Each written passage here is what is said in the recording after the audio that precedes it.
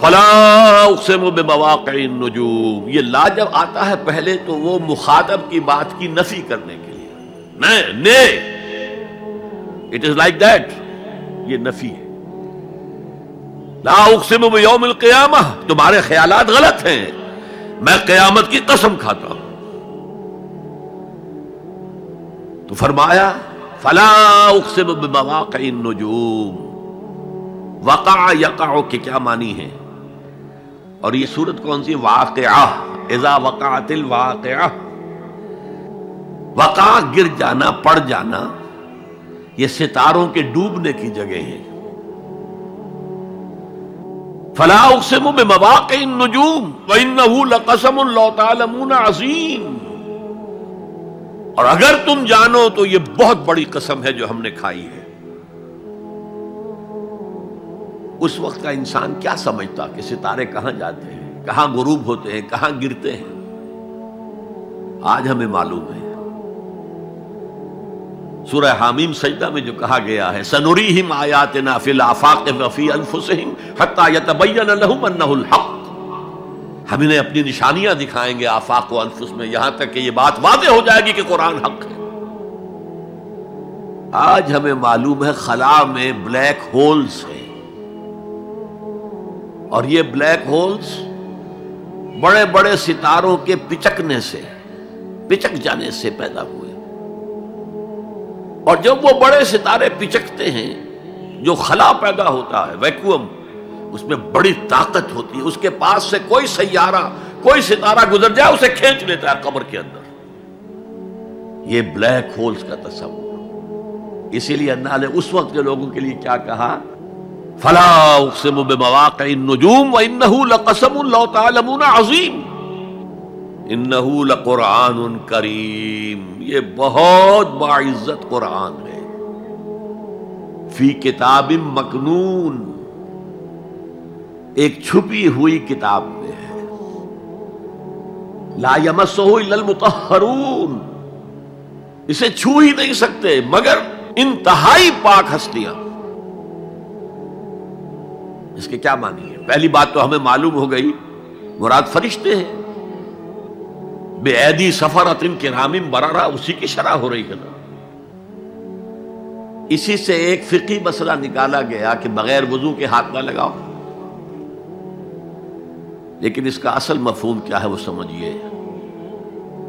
قرآن کی روح تک کوئی نہیں پہنچ سکتا جب تک کہ تزکیہ نفس نہ ہو گیا۔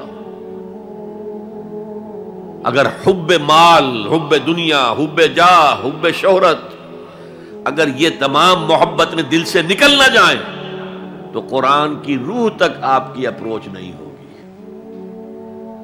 مولانا روم نے کہا ہے، اگرچہ ذرا میں سمجھتا ہوں کہ انہوں نے بہت سخت الفاظ استعمال کیے ہیں، ماز قرآن مغزہا برداشتے استخاں پیش سگا انداختے، ہم نے قرآن سے اس کا مغز لے لیا ہے، جو ایسنس ہے وہ کھینچ لیا ہے، ہڈی کا گودا جو ہے وہ ہم نے نکال لیا ہے، ہڈیاں ہم نے پھینک دی ہیں کتوں کے سامنے جو لڑ رہے ہیں۔ علم کلام کا مسئلہ ہے صفات حق حق سے جدا یا عین ذات، قرآن مخلوق ہے یا نہیں ہے، غیر مخلوق، اور بڑے بڑے ہو رہے ہیں اس کے اوپر، یہ کتے لڑ رہے ہیں ان ہڈیوں کے اوپر۔ ہم نے اس میں سے اصل شے نکال لی، وہ کیا ہے؟ اللہ کی محبت، اللہ کی معرفت، یہ ہے اصل شے۔ معاذ قرآن مغزہ برداشتے استخاں پیش سگا انداختے۔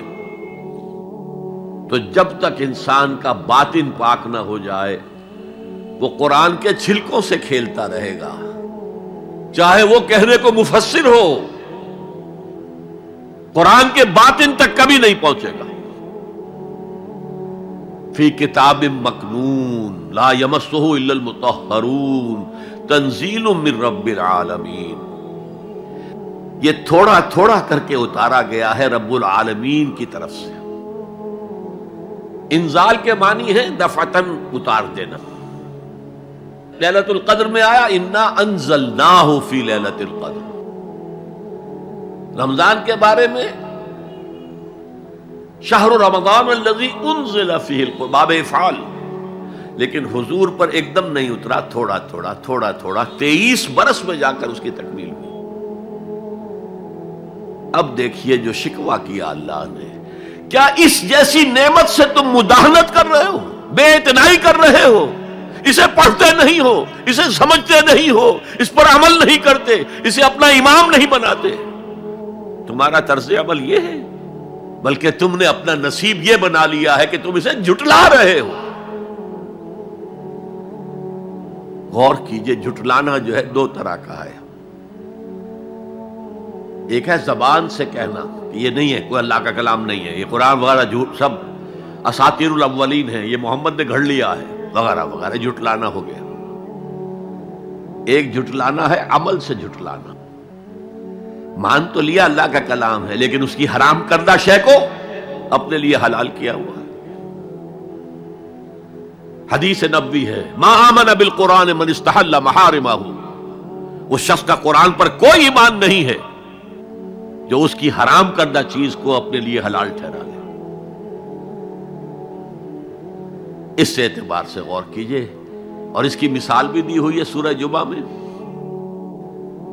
مثل الذین حملوا التوراۃ ثم لم يحملوها كمثل الحمار يحمل اسفارا بئس مثل القوم الذین کذبوا بآیات اللہ واللہ لا يهدی القوم الظالمین۔ مثال ان لوگوں کی جو حامل تورات بنائے گئے تھے اور پھر انہوں نے اس کی ذمہ داری کو ادا نہیں کیا، اسے قائم نہیں کیا، اس کے احکام پر عمل نہیں کیا۔ جیسے فرمایا ہے سورہ اعراف میں، قل یا اہل الکتاب، کہہ دیجئے اے نبی صلی اللہ علیہ وسلم، اے کتاب والو، لستم علی شیء حتی تقیموا التوراۃ والانجیل وما انزل الیکم من ربکم، تمہاری کوئی حیثیت ہماری نگاہ میں نہیں ہے، تمہارا منہ نہیں ہے کہ ہم سے دعا کرو جب تک کہ تم تورات اور انجیل کو اور جو کچھ نازل کیا گیا تمہاری طرف اسے قائم نہیں کرتے۔ آج اللہ ہماری دعائیں نہیں سنتا، 30 لاکھ جا کر حج کرتے ہیں، دنیا کے حالات میں کوئی ذرہ برابر فرق آتا ہے؟ اول تو حرام کی کمائی سے حج ہو رہا ہے، تو حج ہے ہی نہیں سرے سے۔ جو کچھ کرتے گئے تھے سودی کاروبار وہی آ کر دوبارہ شروع کر دیا، سرکاری ملازم ہے تو جو رشوت پہلے لے رہے تھے اس کے بعد آ کر شروع کر دیا۔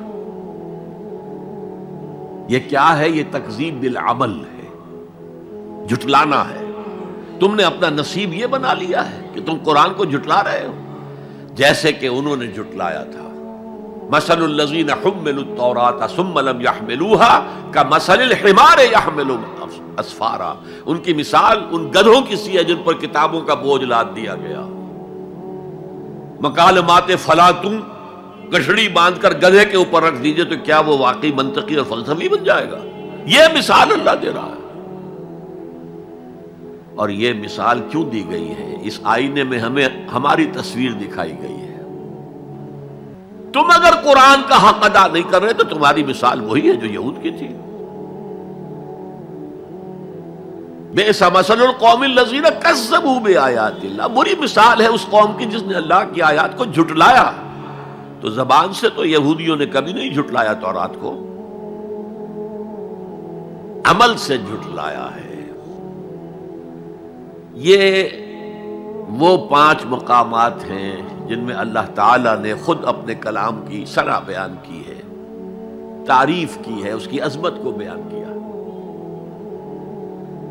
اب میں آپ کے سامنے ایک حدیث رکھنا چاہتا ہوں، حضور نے کیا فرمایا۔ ایک حدیث سنا چکا ہوں آپ کو، عن عثمان بن عفان رضی اللہ تعالی عنہ قال قال رسول اللہ صلی اللہ علیہ وسلم خیرکم من تعلم القرآن وعلمہ، تم میں سے بہترین لوگ وہ ہیں جو قرآن سیکھیں اور سکھائیں۔ یہ حدیث بڑی عجیب ہے، یہ ترمذی میں بھی ہے اور دارمی میں ہے، اور اس کے راوی حضرت علی ہیں رضی اللہ تعالی عنہ۔ عن علی رضی اللہ عنہ قال، حضرت علی فرماتے ہیں انی سمعت رسول اللہ صلی اللہ علیہ وسلم یقول، میں نے سنا اللہ کے رسول صلی اللہ علیہ وسلم کو یہ کہتے ہوئے، انہا ستکون فتنۃ ان قریب ایک بہت بڑا فتنہ رونما ہوگا۔ حضرت علی فرماتے ہیں قلت، میں نے عرض کیا مل مخرج منہا یا رسول اللہ، اے اللہ کے رسول یہ فرمائیے اس فتنے سے بچنے کا، نکلنے کا راستہ کون سا ہوگا؟ جیسے آپ بڑے بڑے حالوں میں دیکھتے ہیں ایگزٹ، عرب ممالک میں لکھا ہوتا ہے مخرج، اگر کہیں آگ لگ جائے، کہیں دھواں بڑھ جائے تو نکلو، لال جو روشنیاں ہیں ان کے اندر جو نیچے دروازے ہیں ان کی طرف جاؤ، یہ مخرج ہے جان بچانے کی۔ یہاں ایک لحظہ توقف کر کے ہمارا اور صحابہ کا جو فرق ہے اس کو نوٹ کر لیجئے۔ اگر ہم ہوتے تو کیا پوچھتے؟ حضور یہ فتنہ کب آئے گا؟ کدھر سے آئے گا؟ کیوں آئے گا؟ کیا ہوگا؟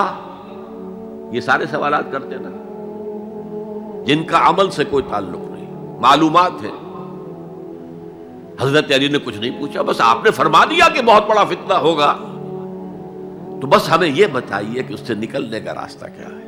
اب سنیے حضور کی زبان سے قرآن مجید کی مدح۔ قال کتاب اللہ، فتنوں سے بچانے والی اللہ کی کتاب ہے۔ فیہ نبأ ما قبلکم، اس میں تم سے پہلے جو تھے ان کی بھی خبریں ہیں، قوم نوح اور قوم عاد اور قوم سمود اور قوم مدین اور آل فرعون اور سدوم اور عمورہ کی بستیوں کے حالات ہیں کہ نہیں؟ وَخَبَرُ مَا بَعْدَكُمْ، اس میں تمہارے بعد جو آنے والے حالات ہیں وہ بھی درج ہیں۔ ذرا کھدائی کر کے نکالنا پڑتا ہے ورنہ حالات موجود ہیں۔ ایک اوپر کی چیز ہے، سامنے کی چیز ہے، ایک ذرا اندر سے کھدائی کر کے، لیکن یہ کہ حضور فرما رہے ہیں خبرو ما بعدکم وحکم ما بینکم، اور جو بھی اختلافات تمہارے درمیان ہوں گے ان کا فیصلہ بھی اس کتاب میں موجود ہے۔ کاش کہ ہم اپنے مذہبی اختلافات کو رفع کرنے کے لیے قرآن کی طرف رجوع کریں، جو حبل اللہ ہے، واعتصموا بحبل اللہ جميعا ولا تفرقوا۔ تو فرمایا کتاب اللہ فیہ نبأ ما قبلکم وخبر ما بعدکم وحکم ما بینکم، هو الفصل لیس بالحزل، وہ فیصلہ کن کلام ہے، ایسے ہی یاوہ گوئی نہیں ہے، یہ قرآن کی آیات ہے۔ انہ لقول فصل وما هو بالحزل، سورہ تاریخ کے اندر آیا، تاریخ میں هو الفصل لیس بالحزل من ترکہ من جبار قسمہ اللہ، اگر کوئی جبار شخص اپنی سرکشی میں اس قرآن کو ترک کر دے گا اللہ اسے پیس کر رکھ دے گا۔ وَمَنِ ابْتَغَى الْهُدَى فِي غَيْرِهِ أَضَلَّهُ اللَّهُ، اور جو کوئی ہدایت حاصل کرنا چاہے گا قرآن کے سوا کسی اور چیز سے، اللہ اسے لازماً گمراہ کرے گا۔ کتاب ہدایت تو یہ ہے۔